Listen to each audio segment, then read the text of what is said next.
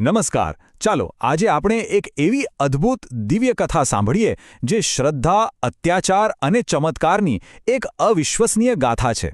આ કથા છે દેવકી માતાના કારાગૃહમાં થયેલા અવતારની અને એ દિવ્ય શક્તિના પ્રાગટ્યની જેણે ખરેખર ઇતિહાસની દિશા જ બદલી નાખી. તો ચાલો આખી કથાના મૂળમાં જઈએ.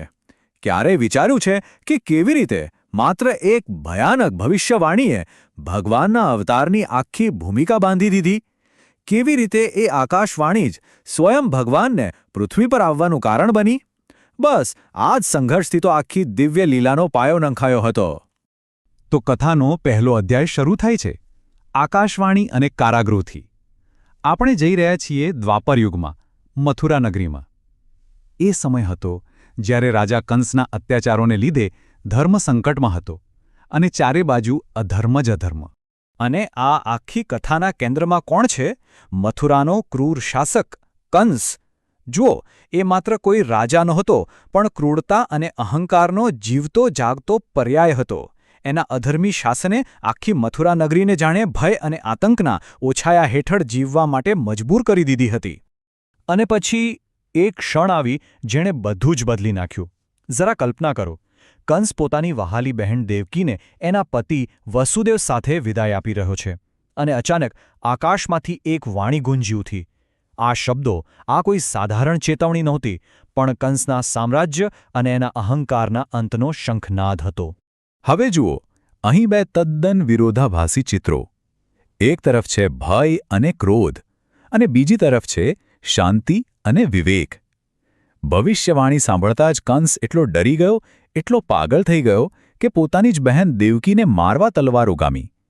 પણ બીજી બાજુ વસુદેવજીએ જુઓ કેટલી શાંતિથી કામ લીધું. એમના એક વચને દેવકીનો જીવ તો બચાવી લીધો, પણ એની સાથે જ બંને માટે કારાગૃહના અંધકારમય દરવાજા પણ ખોલી નાખ્યા. કારાગૃહમાં જે વર્ષો વીત્યા એની પીડા તો કલ્પના બહારની હતી. કંસની ક્રૂરતા હવે બધી હદો વટાવી ચૂકી હતી. એણે એક પછી એક દેવકી અને વસુદેવના છ નિર્દોષ નવજાત શિશુઓને એમની આંખો સામે જ પટકીને મારી નાખ્યા. આ અત્યાચારથી દેવકી માતાનું હૃદય શોકથી તૂટી રહ્યું હતું. પણ હવે આપણે કથાના એવા વળાંક પર પહોંચીએ છીએ જ્યાં ઘોર અંધકારની વચ્ચે આશાનો એક દિવ્ય દીવો પ્રગટ થવાનો હતો. 6 સંતાનોના મૃત્યુના અસહ્ય દુઃખ પછી હવે એ 8મા સંતાનના જન્મનો સમય આવી રહ્યો હતો, જેની ભવિષ્યવાણી થઈ હતી. અને એવું લાગી રહ્યું હતું કે જાણે આખી પ્રકૃતિ આ દિવ્ય ક્ષણની જ રાહ જોઈ રહી હોય.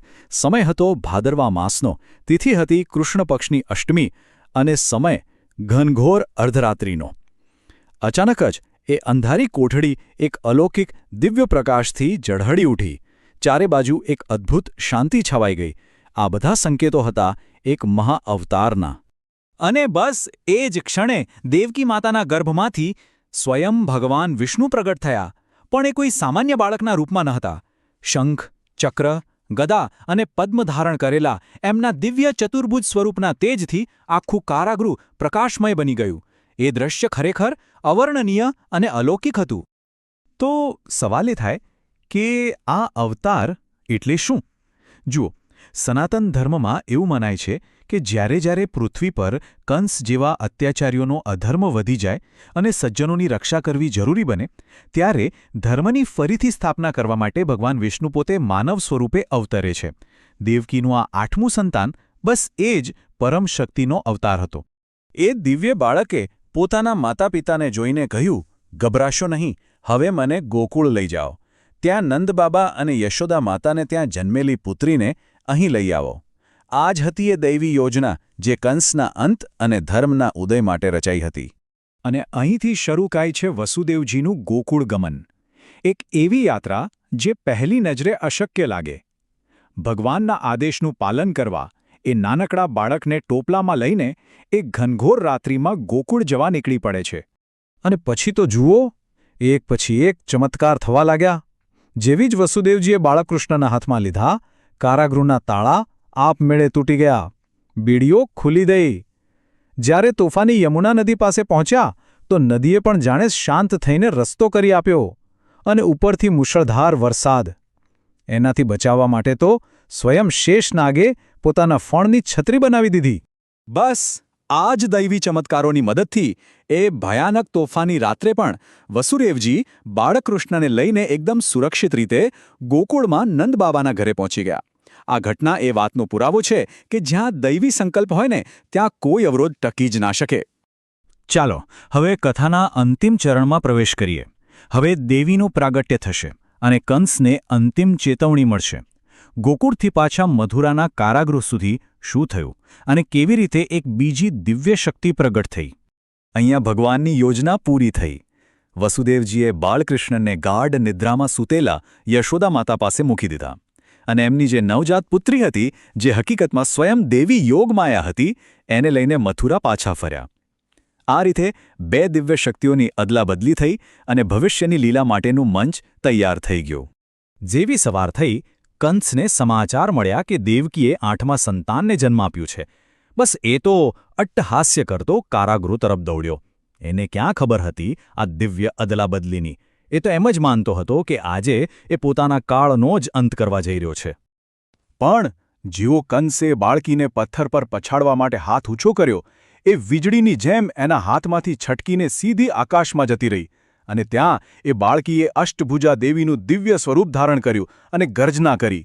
આ શબ્દો કંસ માટે મૃત્યુઘંટ જેવા હતા. હવે સ્પષ્ટ થઈ ગયું હતું કે એનો અંત નિશ્ચિત છે. તો આ આખી દિવ્ય લીલાનો સાર શું છે? આ કથા આપણને શું શીખવે છે? ચાલો હવે એના ઊંડા અર્થ અને ઉપવેશને સમજીએ. તો બસ આ રીતે શ્રીકૃષ્ણ લીલા શરૂ થઈ. આ ઘટના માત્ર કંસના અંતની શરૂઆત નહોતી, પણ ભગવાન શ્રીકૃષ્ણની એ અદ્ભુત લીલાઓનો પ્રારંભ હતો, જેણે માનવજાતને પ્રેમ અને ધર્મનો સાચો માર્ગ બતાવ્યો. જુઓ, જેનો જન્મ કારાગૃહમાં થયો એ ગોકુળનો લાડકો ગોવાળ બન્યો. આ જ તો એમની લીલાની સુંદરતા છે. આ કથામાંથી આપણને ખાસ કરીને 3 મુખ્ય ઉપદેશ મળે છે. પહેલો, કે અધર્મ અને અત્યાચાર ભલે ગમે તેટલા શક્તિશાળી કેમ ન લાગે, પણ અંતે જીત તો હંમેશા ધર્મની જ થાય છે. બીજો, ભગવાન પોતાના ભક્તોની રક્ષા માટે હંમેશા હાજર હોય છે, ભલે એમને પોતે અવતાર જ કેમ ન લેવો પડે. અને ત્રીજો, જે ખૂબ જ મહત્વનો છે, કે કૃષ્ણ અને યોગ માયાનો એકસાથે પ્રગટ થવું એ બતાવે છે કે દેવ અને દેવી એ એક જ પરમ શક્તિના 2 અભિન્ન સ્વરૂપો છે. અને અંતે એક વિચાર સાથે આ કથાને અહીં વિરામ આપીએ. આ કથા આપણને શ્રદ્ધા આપે છે કે અધર્મ સામે ધર્મનો વિજય હંમેશા નિશ્ચિત છે. પણ શા માટે? શું આ માત્ર કોઈ દૈવી ચમત્કારને કારણે છે, કે પછી બ્રહ્માંડના એ સનાતન નિયમોને કારણે છે, જ્યાં સત્ય અને ન્યાયનો જ અંતિમ વિજય થાય છે? આના પર જરૂર વિચાર કરજો. નમસ્કાર.